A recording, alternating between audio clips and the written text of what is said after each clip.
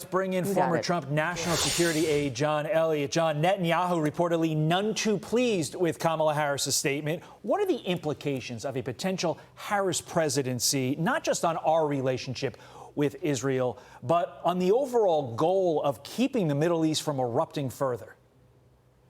Well, Todd and Carly, it is clear that what happened with Kamala Harris is that, number one, she has her hand now firmly on the tiller. There's no question she was the only one who made a statement. Bibi met with Biden, and he also met with Harris, but Harris is the only one who walks out. She's got the flags behind her, so she's definitely pushing her agenda now, and she's taken over from Biden. But look, the policies are the same. Both Biden and Harris, they enabled Iran, and they gave them actually money. Iran was about broke under President Trump. And then they gave them money. They reduced the sanctions and let them sell their oil around the world.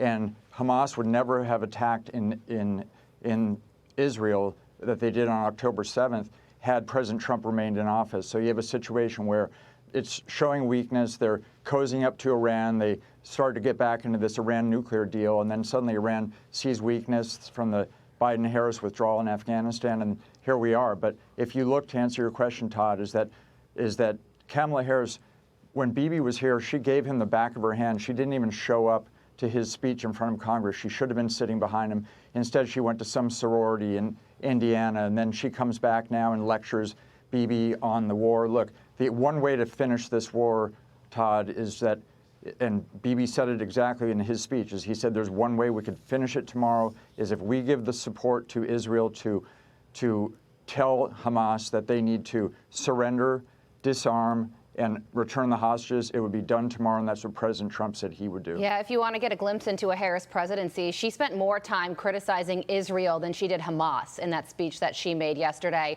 And apparently the Prime Minister, Netanyahu, is not happy about it and said that her comments could actually hinder the delicate hostage negotiations that are going on right now. So some significant fallout from the first major speech that she made as a presidential candidate in a very tenuous diplomatic issue. So now Netanyahu is traveling to Florida. He's going to meet with former President Trump. Interesting that he wants to meet with Trump, who is not in office right now. It could go to show where he thinks that this election might go. And after the 2020 election, Netanyahu and Trump had a bit of a falling out. So how do you think this conversation will go today? Well, I think it'll go very well, Carly, is that President Trump, there was nobody who was stronger in terms of backing our ally Israel than President Trump. He relocated the embassy first thing to Jerusalem. He got rid of Soleimani, who was essentially the #1 terrorist in Iran. He destroyed ISIS, went after al-Baghdadi, killed al-Baghdadi, and then what's more, he said in the Abraham Accord. So there's no better friend. But if we go back to Kamala Harris, I mean, what she did is an absolute disgrace, and it shows that she's not fit to be commander-in-chief. She's just plainly not fit to be commander-in-chief.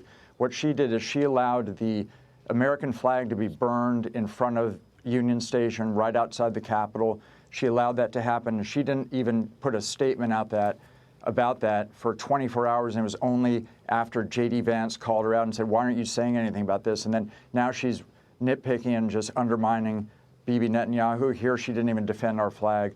She had to wait 24 hours. So that's an absolute disgrace. And so she's not fit to be commander-in-chief. Yeah, those protests in Washington were outrageous. The American flag burned, a Palestinian flag flown in the place of an American one. Former President Trump was on Fox and Friends yesterday and said that anybody who burns the American flag should get at least 1 year in prison. So that's where he stands on that issue.